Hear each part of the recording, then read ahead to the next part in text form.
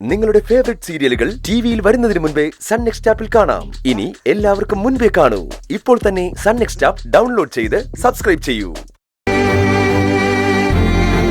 നന്ദിനിക്ക് എന്തെങ്കിലും സംഭവിച്ച ഒരു ജന്മം മുഴുവൻ എനിക്ക് സ്വസ്ഥത കിട്ടില്ല. തിരുമേനി, എന്താ ചെയ്യേണ്ടെന്ന് പറഞ്ഞോളൂ.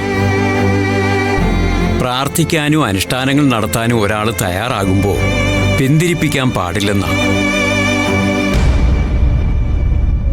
പക്ഷേ സൂര്യ ഒന്നുകൂടി കാര്യമായിട്ട് ആലോചിക്കണം. ഈ കുടുംബം, നിങ്ങൾക്ക് സമൂഹത്തിലുള്ള സ്ഥാനം, ഇതൊക്കെ മറികടന്നാണ് ഇത്തരം ഒരു ക്രിയ ചെയ്യേണ്ടി വരുന്നത്. പണ്ടൊക്കെ ഇത് നടന്നു വന്നിരുന്നൊരു കാര്യമാണ്. വിശുദ്ധ ക്ഷേത്രങ്ങളിലേക്ക് പുറപ്പെടുന്നതിന് മുമ്പ് പോലും കുറെ വീടുകൾക്ക് മുമ്പിൽ ചെന്ന് കൈനീട്ടി യാചിച്ച് അതുമായി പോകുന്നൊരു ശീലമുണ്ടായിരുന്നു. പതുക്കെ പതുക്കെ അതങ്ങ് നിന്നു.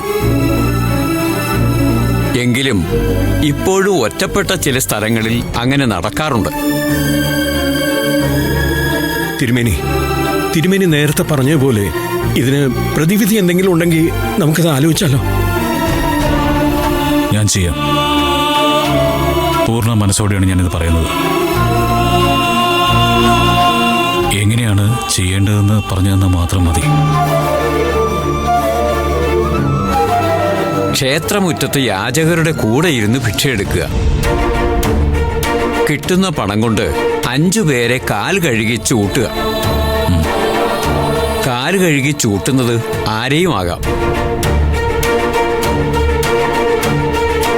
പക്ഷേ നിരാലംബരായ യാചകരെയാണ് അങ്ങനെ ചെയ്യുന്നത് എങ്കിൽ അതിൽ പരം പുണ്യം യാതൊന്നുമില്ല. ഇതാണ് എനിക്ക് പറയാനുള്ളത്. ഞാൻ തീരുമാനിച്ചു തിരുമേനി, ഞാനത് ചെയ്യും. സൂര്യ, അച്ഛൻ ഇനി മറ്റൊന്നും പറയണ്ട. ഇത് നടക്കണം.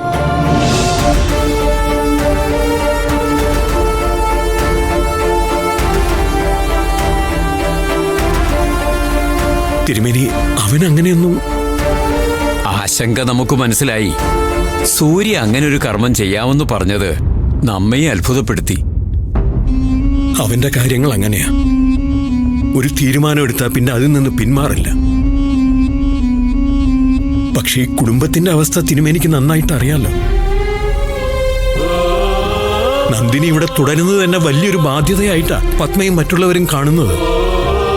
അതിന്റെ കൂടെ ഇങ്ങനെയൊരു സംഭവം കൂടി ഉണ്ടായ അത് പത്മയുടെ ചെവിയിലെത്തിയ പിന്നെ ജീവിതകാലം മുഴുവൻ പ്രശ്നങ്ങൾ തന്നെയായിരിക്കും.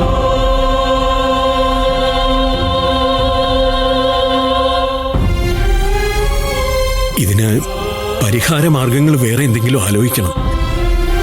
ഞാൻ സൂര്യയോട് ഒന്നുകൂടി സംസാരിക്കാം. ഇക്കാലത്ത് സൂര്യയെപ്പോലെ വിദ്യാസമ്പന്നനായ ഉന്നതകുലജാതനായ ഒരാൾ ഇത്തരമൊരു തീരുമാനമെടുക്കുകയും നടത്തുകയും ചെയ്താൽ പലതിൻ്റെയും തുടക്കമായിരിക്കും. പ്രത്യേകിച്ചും വിശ്വാസങ്ങളൊക്കെ നഷ്ടപ്പെട്ടു പോകുന്നു എന്ന് പറഞ്ഞ് കരയുന്നവരാണല്ലോ നമ്മളൊക്കെ. അമ്മ എന്താ തീരുമാനിച്ചിരിക്കുന്നതെന്ന് അറിയില്ലല്ലോ. എന്തായാലും സൂര്യയോടൊന്ന് സംസാരിച്ചു കഴിഞ്ഞിട്ട് നമ്മെ വിളിക്കൂ. എന്നിട്ട് ആലോചിക്കാം. നാം ഇറങ്ങട്ടെ. ഓ,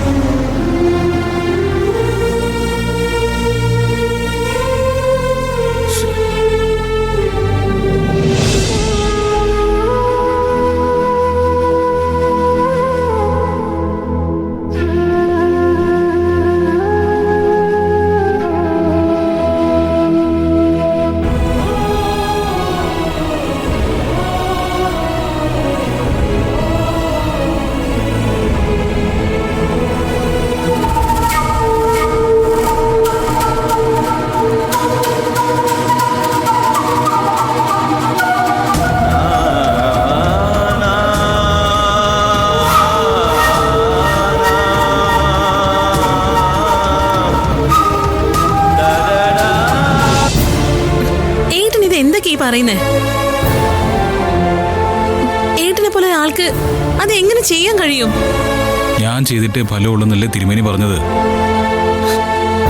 അതിന് ഏട്ടന് യാചകരുടെ കൂട്ടത്തിൽ ചെന്നിരിക്കാൻ പറ്റുമോ? ആളുകളോട് കൈ നീട്ടാൻ പറ്റുമോ? വെറുതെ ഭ്രാന്ത് പറയാതിരിക്കേട്ടാ.